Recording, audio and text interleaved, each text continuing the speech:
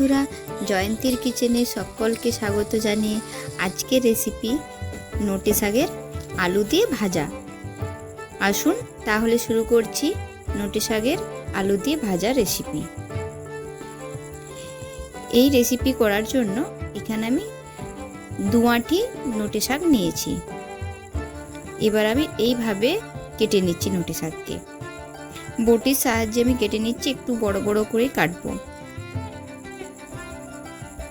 গোড়ার দিকটা আমি কিছুটা বাদ দিয়ে দিচ্ছি।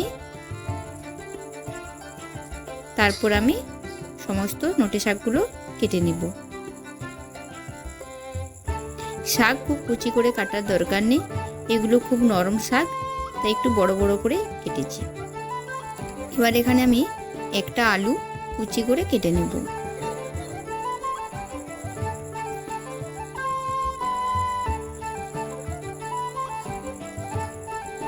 একটা মাঝারি সাইজের আলুকে আমি কুচি করে কেটে নিয়েছি।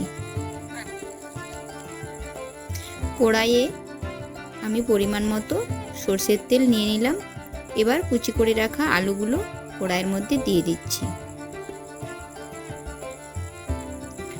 স্বাদ মতো লবণ এবং অল্প পরিমাণে হলুদ গুঁড়ো দিয়ে আমি ভালো করে আলুগুলো ভেজে নেব।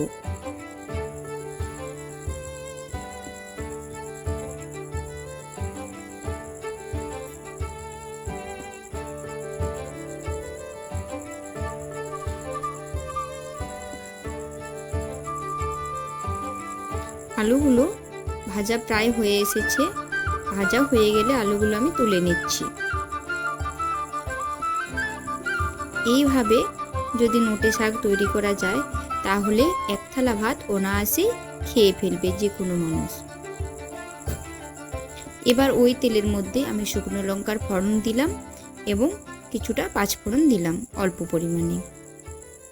একটু নাড়িয়ে চাড়িয়ে পাঁচফোড়নের একটা সুন্দর গন্ধ যখনই বেরিয়ে আসবে তখনই আমি যে শাকগুলো কেটে রেখেছিলাম ওগুলো আমি ধুয়ে নিয়েছি আগেই।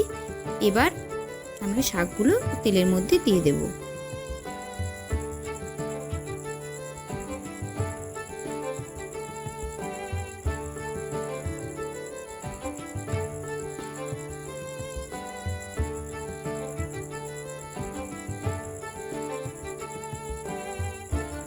অল্প পরিমাণে এখানে লবণ দিয়ে দিচ্ছি।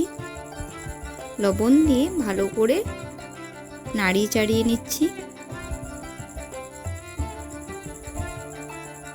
আপনারা এখানে ঢাকা দিতেও পারেন, আবার নাও পারেন। এই শাক সেদ্ধ হতে কিন্তু খুব বেশি সময় লাগে না, খুব অল্প সময়ের মধ্যে এই শাকটা সেদ্ধ হয়ে যায়।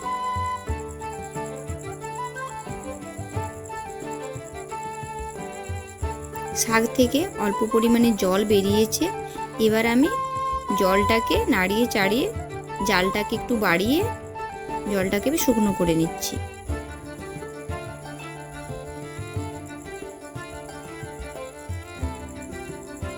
অল্প পরিমাণে আমি এখানে চিনি দিচ্ছি। চিনি দিয়ে আবারও ভালো করে নাড়িয়ে নিচ্ছি।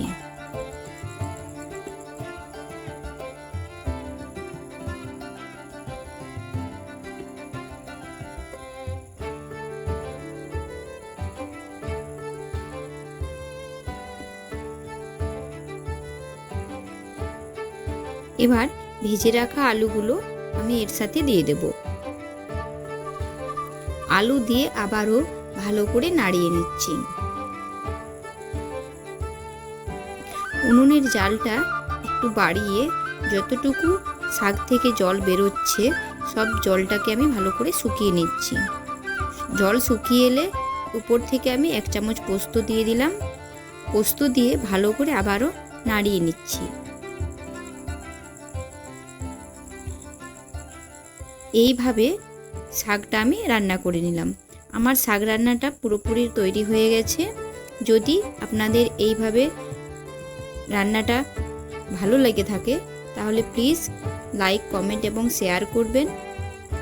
এবং যারা এখনও সাবস্ক্রাইব করেননি আমার চ্যানেলটি প্লিজ সাবস্ক্রাইব করবেন এবং পাশে থাকবেন। ভালো থাকবেন, সুস্থ থাকবেন। আপনাদের সাথে দেখা হচ্ছে পরবর্তী আরও কোনো ভিডিও নিয়ে।